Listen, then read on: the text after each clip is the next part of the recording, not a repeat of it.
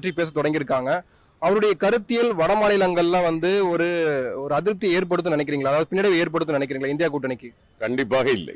இன்னும் சொல்ல போனா நான் கேட்குறேன், அந்த கர்நாடகாவில், ஆந்திராவில், கேரளாவில் எங்கேயாவது ஏதாவது சொல்லியிருக்காங்க?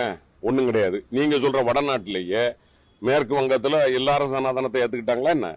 அங்க கம்யூனிஸ்ட் ஆட்சி இருந்தது, சனாதனத்தை ஏற்றுக்கிட்டா கம்யூனிஸ்ட் ஆட்சி இருந்தது. நீங்க இப்ப சொல்றீங்கல்ல வட மாநிலங்கள்ல, உத்தரப்பிரதேசம், பீகார், இந்த ரெண்டுலையும் சனாதனம் இருக்கும்.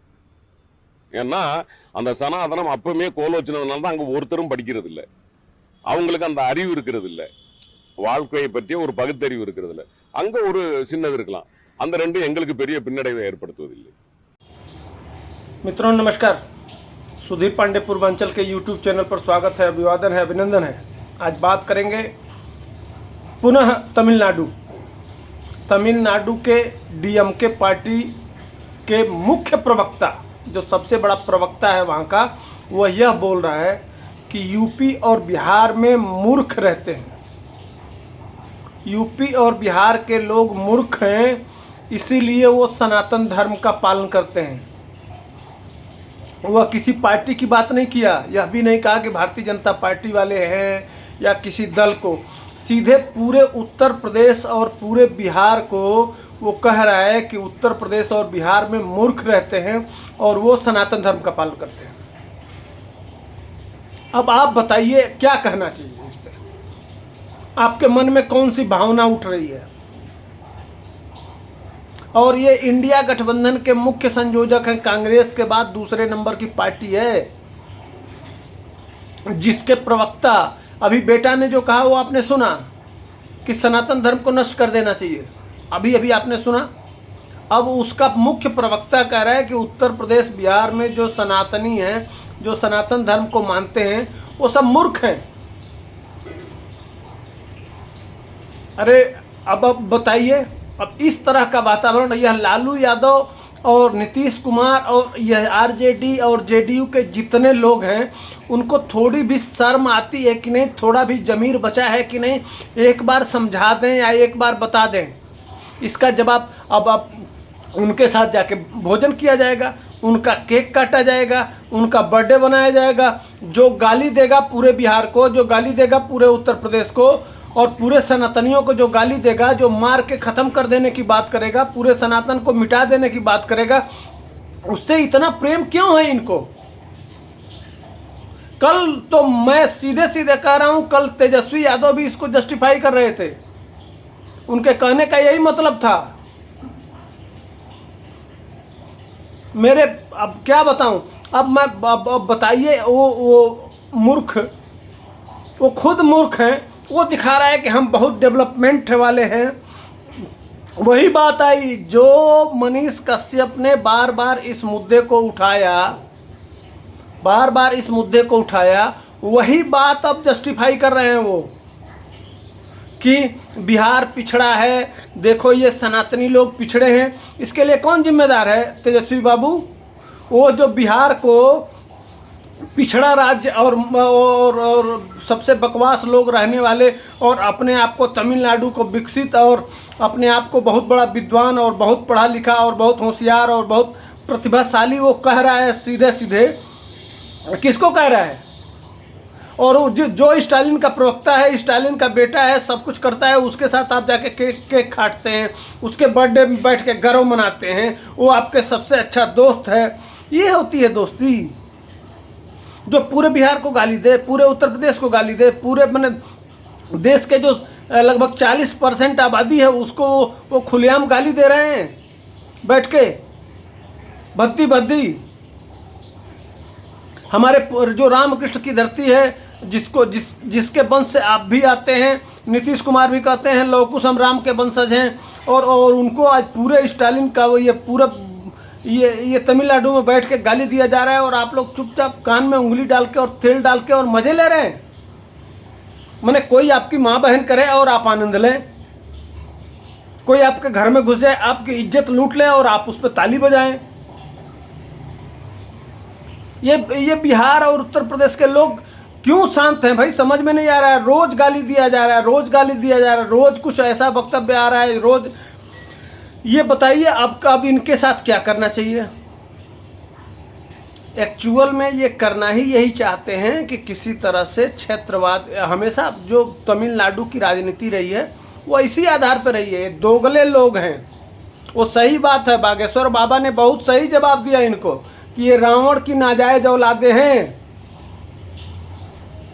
रावण की नाजायज औलादे हैं जो आज इस तरह से बात कर रही हैं। सही जवाब दिया था उन्होंने, सही लपेटा था। उन्होंने कहा था कि बहुत आए और बहुत चले गए और बाल एक उखड़ा नहीं और न उखाड़ पाए थे तुम। इसीलिए सुनो स्टालिन और तुम्हारे बेटा और तुम्हारे उस प्रवक्ता को मेरे तरफ से एक छोटा सा जवाब। आज तक कोई तमिलनाडु का घंटा कोई प्रधानमंत्री नहीं बन पाया है। तुम्हारी औकात भारत को संभालने की, लेकिन पहला राष्ट्रपति बिहार से बना और पहला प्रधानमंत्री उत्तर प्रदेश ने दिया।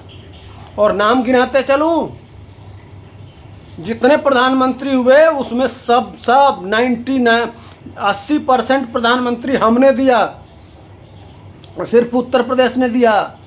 उसी तरह से बिहार ने दिया। तुम बिहार और उत्तर प्रदेश की बात कर रहे हो? तुम्हारी औकात क्या है जी? हम सीधी भाषा में कहें तो बाल के बराबर तुम हो। तुम्हारी औकात क्या है? घुटने टेकते हो तुम। और सही बात है। अब यही कांग्रेस थी, यही लोग ले जाके वहाँ उद्योग धंधे लगाए, बिहार और उत्तर प्रदेश में नहीं लगाए। वोट यहाँ से लिए और ले जाके विकास का डेवलपमेंट वहाँ किए, इसलिए कि वहाँ की जनता तो जागरूक है भाई, अपनी सरकारों से पूछती है। वह जाति में नहीं बंटती है, विकास के नाम पे वोट देती है। इसीलिए वह चौड़ा होकर उत्तर प्रदेश और बिहार को मूर्ख कह रहा है। नहीं तो उसकी औकात थी कि बिहार और उत्तर प्रदेश के बारे में इस तरह का बोल दे। लेकिन यहाँ जाति के नाम पे, भैया जाति के नाम पे ताली बजाइए, खूब वोट दीजिए जाति के नाम पे।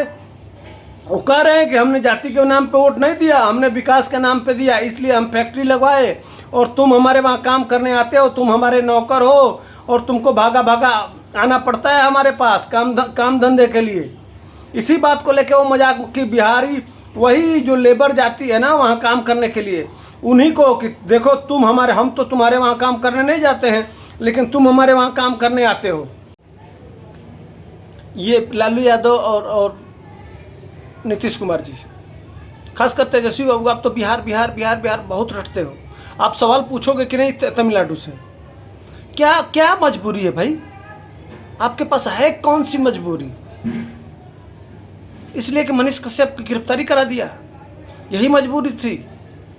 क्या मजबूरी है कि यहाँ के लोगों को काम देता है, हम नहीं दे पाएंगे? एक प्रश्न पूछ देना कि भैया ये बिहार, उत्तर प्रदेश और बिहार को गाली क्यों दे रहे हो, इसके लिए आपके पास कोई माने इसका जवाब नहीं है।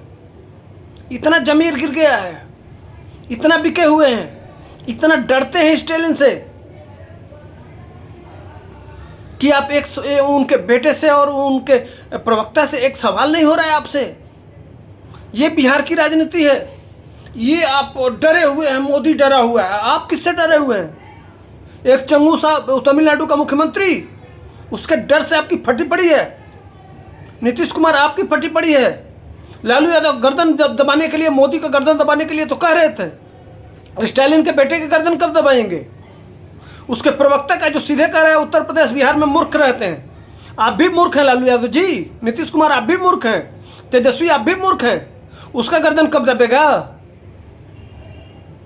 जो इस देश का सम्मान बढ़ाए उसका गर्दन दबा देना चाहिए, लेकिन जो इस देश के उत्तर प्रदेश लोगों को, उत्तर प्रदेश के निवासियों को गाली दे सार्वजनिक रूप से, उसका गर्दन नहीं दबाना चाहिए।